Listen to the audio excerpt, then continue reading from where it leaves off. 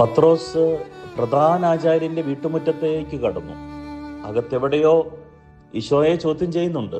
പത്രോസ് അക്ഷമനായി ഉത്കണ്ഠയോടെ പുറത്തു നിൽക്കുകയാണ്.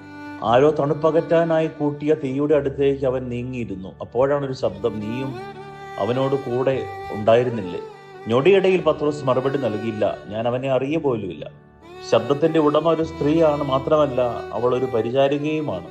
പത്രോസ് നൽകുന്ന ഉത്തരം എന്തായാലും അതിന് വലിയ പ്രസക്തിയൊന്നുമില്ല. പക്ഷേ അവിടെ കൂടിയിരിക്കുന്നത് പ്രധാന ആചാര്യന്മാരും യഹൂദ പ്രമാണികളുമാണ്. അവരൊന്നും ഈ സ്ത്രീക്ക് ചെവി കൊടുക്കാൻ പോകുന്നില്ല. പത്രോസ് നസ്രായനായ ശിഷ്യനാണെന്ന് സ്ഥാപിച്ചെടുക്കാനൊന്നും ആ സ്ത്രീ മുതിർന്നൊന്നും തോന്നുന്നില്ല. എന്നിട്ടും ആ പാവം ദാസിയുടെ മുമ്പിൽ പോലും പത്രോസ് ഗുരുവിനെ തള്ളിപ്പറയുന്നു, ഉപേക്ഷിക്കുന്നു. പലപ്പോഴും നാം ആശ്വസിക്കുന്ന ഒരു കാര്യമുണ്ട്, ഞാൻ കർത്താവിനെ ഇതുവരെ തള്ളിപ്പറഞ്ഞിട്ടില്ല എന്ന്.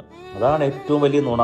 സത്യം അറിഞ്ഞിരുന്നിട്ടും അതിനുവേണ്ടി നിലകൊള്ളാതിരുന്നപ്പോ, ഞാൻ ശരിയായിരിക്കാൻ വേണ്ടി മറ്റുള്ളവരുടെ ശരികളെ ഇല്ലായ്മ ചെയ്തപ്പോൾ, എന്റെ നീതി ഉറപ്പിക്കാനായി മറ്റുള്ളവരുടെ നീതിക്കെതിരെ കണ്ണടച്ചപ്പോൾ, എന്റെ സന്തോഷത്തിനും ലാഭത്തിനുമായി അപരനെ അവന്റെ സ്വപ്നങ്ങളെ ചവിട്ടി അരച്ചപ്പോൾ ഞാൻ ദൈവത്തെയാണ് തള്ളിപ്പറഞ്ഞത്. എന്റെ ജീവിത പങ്കാളിയുടെ, മക്കളുടെ, മാതാപിതാക്കളുടെ, സഹപ്രവർത്തകരുടെ മുമ്പിൽ എത്രയോ വട്ടം അവനെ എനിക്ക് അറിയ പോലുമില്ല എന്ന് നമ്മൾ തെളിയിച്ചു കാണിച്ചു. നിന്നെ ഉപേക്ഷിക്കാതിരിക്കാനും തള്ളിപ്പറയാതിരിക്കാനും നീ എന്നെ ചേർത്ത് പിടിക്കണമേ.